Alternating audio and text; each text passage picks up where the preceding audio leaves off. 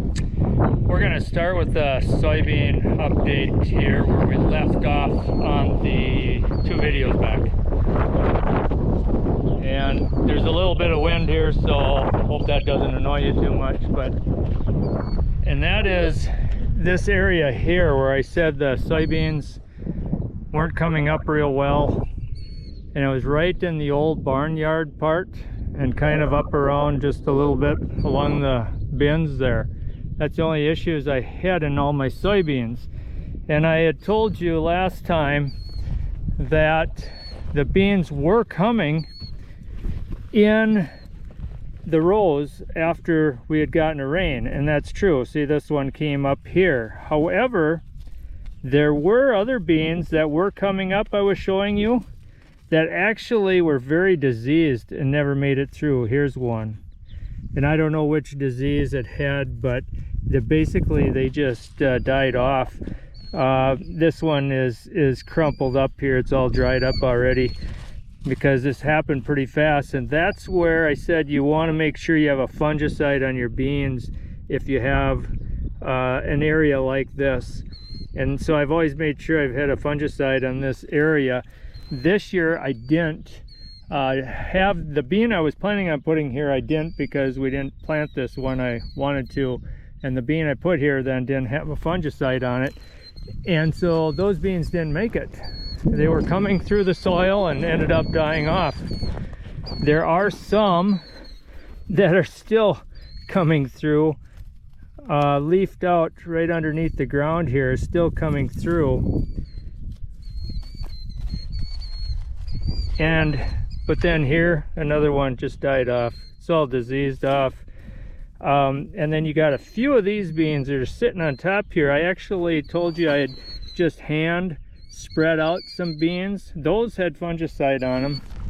And so when we look like over here, where it was a little thinner, you have your 30-inch rows here.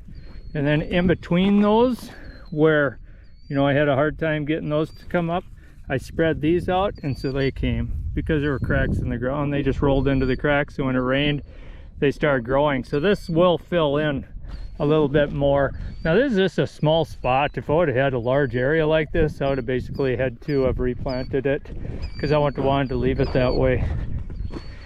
But that is how that went. And so it will remind me to make sure that I have a fungicide on my beans when I plant this field. All the rest of my fields, I didn't have that issue. And so they're doing fine. I have one other issue that came up though. Okay, as you see on the soybeans here, I've already sprayed them with Enlist herbicide, and that's the spotting that you see there. And these are the new leaves that have come out since I sprayed. That's 6 days ago. However, you see that defoliation there, those holes. Now right away I thought bean leaf beetles, evidently setting on. So what I normally do is I'll just tap the beans like this. And it doesn't take much, and they'll run down into the cracks. So I try to count them as fast as I can. Well, nothing was coming off of there. So I had to hit them harder. And when I did that, there it was. Green clover worm. So then I started hitting more plants. I should really back this up so you can kind of see how I do it, but you have to hit them pretty hard. See, there's another one right there. And that one is about 1.5 feet from there. Let's see. Oh, here's another one. So we got 1, we got 2, and we got 3. So we're averaging about 1 foot apart on those. And then I just keep going, and there's another one. So about every 1 foot, So one here, another foot, another foot, another foot. And so, I've been doing this around the field already quite a bit. I've been going into different areas, and that's about my average, is a good 1 per foot. That number is pretty high for this stage of soybean growth. If I remember right, and I don't know if I remember right, but I believe it's 3 weeks before they pupate. And with that kind of number, I am getting a little bit concerned and going to have to keep a really close eye on these soybeans. That's why when their crops are in this stage, when they're this young, I like to make sure I check them at least twice a week, every 3 to 4 days at max, because that's how fast something like this can come on. And if you don't catch it when you should, you could have a disaster on your hands if all of a sudden they start defoliating at this stage of growth, over 30% defoliation. If it reaches that, you got to spray quick, otherwise yield can be impacted. And so I don't even quite like to even see that much, but we'll keep an eye on them and see. But a lot of these are pretty little yet. You know, they've got a ways to go. Like this one's getting a little bit of size to it, but you've got a lot of little ones like this. You know, this one's going to be around quite a while, and we don't know how many more are coming on. So there could be more and more of these coming on. So that's why I say now, every day I'm going to be watching this, because now I'm aware of it. I'm going to be out here each day, and we're going to go and we're going to check some more soybean fields. Although right now we got a thunderstorm, I think, moving in, so I'm going to have to stop on this field. So I may have to stop, maybe even wait till tomorrow and start walking some more soybean fields, taking counts, because if it's in this field, I'm sure I'm going to have a problem in other fields as well. We'll see, I guess. So this is really the first I've seen them in significant numbers. So we will go over there and we'll take a check here after we see if we get rained out or not. We had a little delay there, as I told you that we had a thunderstorm coming up. Sure enough, we did. We had a little over an inch of rain. There were as much as 2 inches in some spots in our area. Mine averaged anywhere from about a ½ an inch to a little over an inch across my fields. Most of them got around that inch on them. I'm going to show you a little bit here first. If the camera can see it good, I'm not sure, but you can kind of see this all has soy grain on it, but it's still turned a little bit yellow. Just real kind of a touch yellow. Now that would be extremely yellow if I went to put soy grain on it. We'll come up to these plants and you can see the top part of the plant here, and that's what usually happened for me, but the top part of the plant here is yellow. The other leaves stayed kind of green. That typically happens like that, and then it'll pull out of that normally. Last year it didn't. If you watched last year's videos, you know I really complained about that.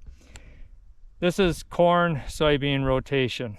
It has been for many years, well over 10 years.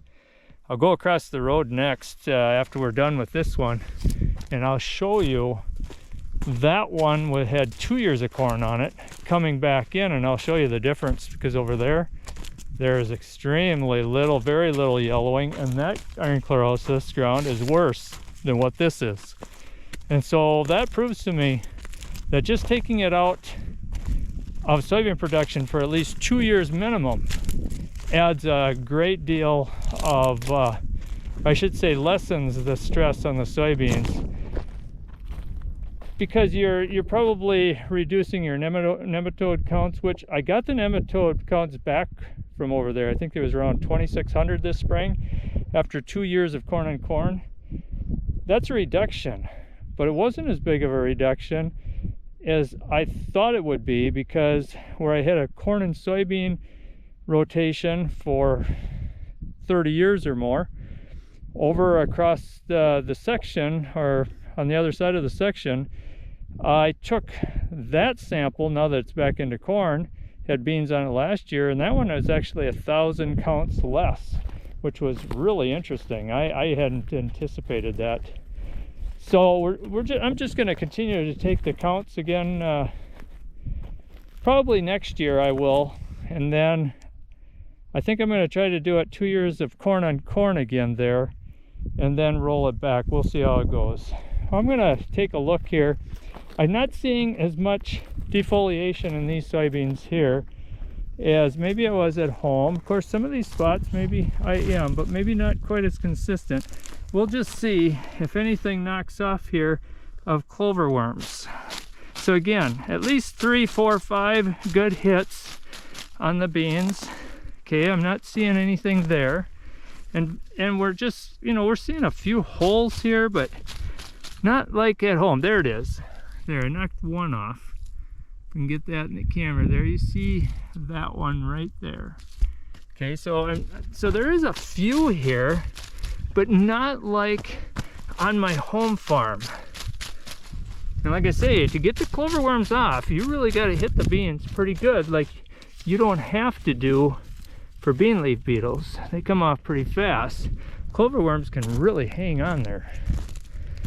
So we're not seeing really any defoliation here. So that looks pretty good there. It's just very small spots on this field. So this one looks like it's doing okay. We're gonna go across and I'll show you the difference here in iron chlorosis. You can see that yellowing area, and this is after putting a good rate of soy green down. So I'm hopeful and anticipating that these beans are going to come out of that just fine this year. Let's go across the road and take a look. We're across the road here. I'm just going to take a scan with the camera across here, and you can see how nice and green that looks. This is a real bad spot for iron chlorosis, extremely bad. This is the worst that it gets for me. But just after having corn on it for just 2 years, I came back. I put of course soy green across this whole low area here. And it's solid soy green with the soybeans. And wow, what a difference it was than just a few years back. Then it looked pretty tough. And so definitely gonna have to be looking at more of beans every 1 out of 3 years on this type of ground right here. This really looks good. Very happy with what I'm seeing here. Also, I'm not seeing the defoliation here like I was again on the home farm. So far I'm hoping that it's just the one field that may be a problem on, and I may have to spray it. I'm going to have to just keep an eye on it each and every day. But yeah, this one looks like it's coming along really well. I have some pretty good hopes that this field will turn out pretty well. Probably the best I've seen it in many years. Let's try that again. There it is. See, there are a few here. Oh, there's one too. They're very small. They might be just coming onto here. There's another one. Now we're seeing a lot more. We're not seeing the defoliation. There's another one, very tiny. So this one's got numbers that are coming in pretty high now too. Even though we're not seeing much defoliation right now, we may be very shortly. Let's try another row here. That's why you don't want to assume too much, and you want to just start checking them. Even if you don't see the defoliation, you have a problem in one field, make sure you take a look there. No, sorry, that's part of the plant. There it is. There's one. Again, hitting those plants. Try to hit downward and not sideways, because you want that worm to drop straight down. There's another one. So we're talking maybe about half the rate here. Before we go to the last field I was talking about, I came to look at this field. I just wanted to give you a little comparison here, what I was talking about as far as iron chlorosis, why the others look so good. This one here has got a good iron chlorosis bean on it, but I didn't put any soy green right in here. It's kind of a small area, and I didn't have soy green loaded up on the planter yet, and I thought, well, we'll take a chance on it, but I'll show you now. You can see the difference. If you take a look, it looks almost kind of bare on a side view in some spots, very yellow. I'll show you what the beans look like here closer up.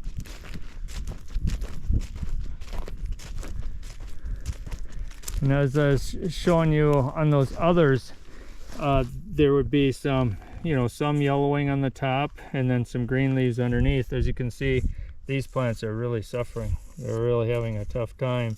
Now, they may come through this yet. There may be enough. They're still feeding off of the cotyledons. They may do all right here and come out of it. I hope they do, but you can sure see the difference in how tough the yellowing is here. Now, if I would have had soy green on this, I'm gonna guess it would have looked just like the other field over there. But I didn't have it loaded up, and it's about an acre here that had that issue. And that is why the rest of that corn there was gonna be bean ground in a corn bean rotation, but that's why I put that into corn. And look at how nice that corn is. That we took a look at on the last video, and you know, it's just coming along really nice. It's just beautiful how nice that corn is. So a lot more money in that corn like that than to have had it looking like this in soybeans. Okay, I just entered into this final field I wanted to show you here.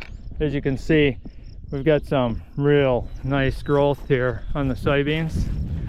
This is a field where we had a little bit of that herbicide injury, but it does look like it's starting to come out of it. Because as you can see here, those two rows are fine. As a matter of fact, if you look at all the rows on both sides are fine. All of a sudden, I would have a strip of beans right here that were suffering in just one row. And it wasn't consistent. It wasn't like a row that was driven on by a sprayer or something else happened with the planter unit. We couldn't find any type of consistency on that. But as you can see, it almost looked like herbicide injury from corn herbicide the year before, is what I suspected. I don't know that for sure. I had an agronomist out here to look at it too, and like he said, he just wasn't sure either. So we're going to look at it and continue to keep an eye on it together. Okay, here we're seeing some defoliation in this field. See that leaf there? Looking at the new leaves, the same thing. So let's go ahead and we're just gonna nail on these plants and see what we can get to come off of them.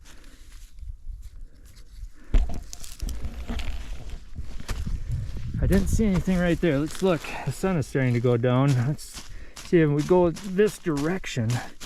Maybe we can see. Yep, there it is. See, you have to hit those beans quite a few times, but there it is. I like to knock it in the direction where you'll be able to see that thing when it gets knocked off, that worm. There it is. Very tiny here. Some of these are just really tiny. Got to look close. I'm suspecting with the defoliation I'm seeing right here, we're looking at probably 1 per foot here as well of the green clover worm, of what we were suspecting might be herbicide injury, but we can't be sure. Now there's nothing that's driven across this row here, but this row was a problem with that. Here you can see quite a few of the trifoliates kind of have a crinkling up look, but they do look like they are maybe coming out of that more. And because this is a bean that's going to have a lot of leaves and a lot of plant to them. Here we go. Here's a spot that's more serious that we're looking at, and you can see it just not growing real well. And yet if you go to the next row next to it, it looks basically normal. We couldn't see a pattern here. That's the problem, but it's certainly possible, and I suspect it might have been from using Sure Start. And I use it as a post program. Might have helped if I'd have used it more as a pre-program. It gives it more time to work itself out of the soil before you put in the soybean crop. You know, probably could be as much as a month. Last year it wouldn't have been. Last year everything was later. And that might be a problem too. Maybe it was just everything got sprayed later because things got put in later. That could have been too. So maybe this is just a one-year thing, I just don't know. But I like to try to find out the best answer I can to adjust my plans for next year. Here's another row, same thing. What this looks like here, a lot of it's coming out of it. This spot, a little bit slower to come out, but it does look like it may come out of it. It is growing yet. So that's it for this report. And the next one will be the corn report, the next one that comes out.